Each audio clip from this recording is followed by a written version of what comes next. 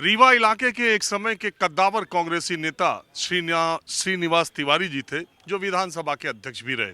रीवा की जिन सीटों की सबसे ज्यादा चर्चा है, उसमें एक सीट पर श्रीनिवास तिवारी के पोते यानी तीसरी पीढ़ी के, उन्होंने 10 दिन पहले कांग्रेस छोड़ दी और भारतीय जनता पार्टी ज्वाइन कर ली और बीजेपी ने अपने सिटिंग विधायक की जगह उनको मैदान से उतारा है। युवा चेहरे हैं, 10 दिन पहले ही भारतीय जनता पार्टी में शामिल हुए हैं।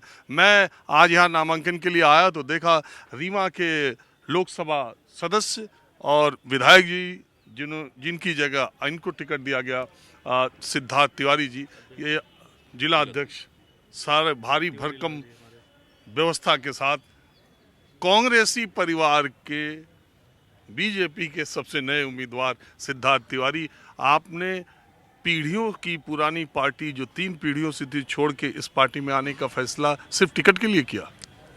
कांग्रेसी नहीं, विंध्य का परिवार कहिए। और मेरे बाबा ने कांग्रेस पार्टी 1972-73 में ज्वाइन की थी। उस समय 1971 का वॉर हुआ था। हम सबको विदित है कि कांग्रेस उस समय सरकार में थी और हम पाकिस्तान से जीते थे। देशभक्ति से लबरेज थे, युवा थे, उन्होंने कांग्रेस को ज्वाइन किया था। आज अगर कोई भी देशभक्त सनातनी युवा उसी सोच के साथ है तो भारतीय जनता पार्टी छोड़ करके उसके पास और कोई पार्टी नहीं जो वो ज्वाइन करेगा। मोदी जी के कामों से लेकर के शिवराज सिंह चौहान जी की लीडरशिप को देखते हुए और संगठन की शक्ति को देखते हुए मैंने भारतीय जनता पार्टी कार्यकर्ता के तौर पर ज्वाइन किया। नहीं, चुनाव के ठीक पहले एकदम आइडियोलॉजी का, वैसे कि मध्य प्रदेश में नेताओं को कहा जाता है कि 2 पार्टियां, इधर नहीं तो उधर, उधर नहीं तो इधर।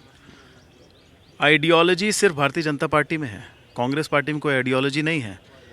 इस प्रदेश में खास तौर से 2 पिता और 2 पुत्रों की आइडियोलॉजी चल रही है। कांग्रेस की कोई आइडियोलॉजी नहीं है। और मैं ये यहाँ तक कहता हूँ, राहुल गांधी जी की हिम्मत नहीं है कि वो कमलनाथ जी से बिना पूछे प्रदेश में घुस जाएं। इंडिया अलायंस की मीटिंग कैंसिल होना इसका एक बहुत बड़ा उदाहरण है।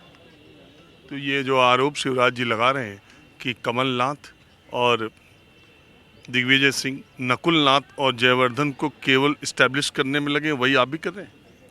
मैं अपने नेता के आरोपों की पुष्टि कर रहा हूं। वहां पे मैंने मेरे और मेरे परिवार ने 50 साल दिए हैं, तो मैं ज़्यादा सच बता सकता हूं। और दूसरी बात ये कि जितना सम्मान मुझे 2 हफ्तों में भारतीय जनता पार्टी में मिला है, उतना 50 वर्ष मेरे परिवार के देने के बावजूद मुझे कांग्रेस में नहीं मिला है।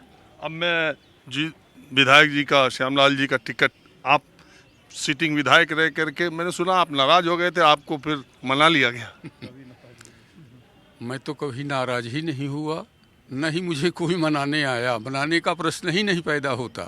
पार्टी ने जो निर्णय ले लिया उसे हमने कबूल किया। भारतीय जनता पार्टी के कार्यकर्ता का ये संस्कार होता है कि शीर्ष नेतृत्व जो निर्णय ले लेता है उस पर कार्यकर्ता अमल करता है। देखिए, आदमी नेता है अलग बात है, पार्टी का कार्यकर्ता व्यक्ति तो है। जिस सीट के आप अभी विधायक हैं आज तक, उसी सीट पर आप नामांकन करवाने के लिए आए तो सीने पर पत्थर तो रखना पड़ता है। अब इससे इनकार तो मत करिए। ये भारतीय जनता पार्टी की परंपरा बलिदानी है भाई साहब।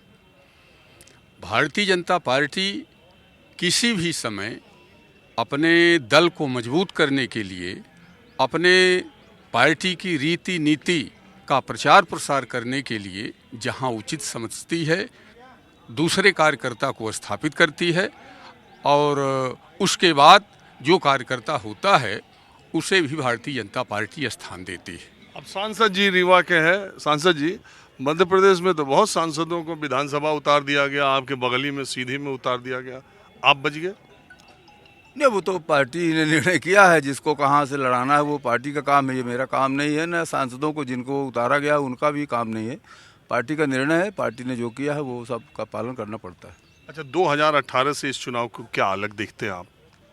रीवा में तो कहीं कोई भिन्नता दिख नहीं रही है, बल्कि पिछले चुनाव की अपेक्षा इस बार अधिक सकारात्मक वातावरण भारतीय जनता पार्टी के पक्ष में है।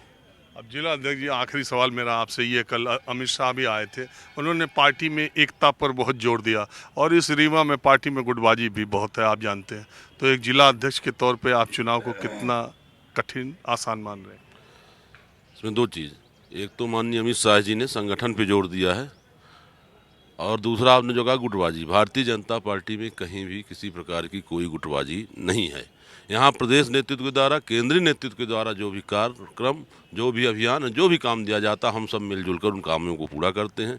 रही बात चुनाव को, तो 18 में भी हमने 8 की 8 सीटें जीती थी और पुनः 2023 में जब 3 दिसंबर को आप देखेंगे तो हम पुनः 8 की 8 सीटें जीतेंगे। प्रत्याशी कोई भी हो, हमारा प्रत्याशी कमल का फूल, इस उद्देश्य के साथ हम लोग काम करते हैं। चलिए, आप लोगों ने बात की, इसका बहुत शुक्रिया।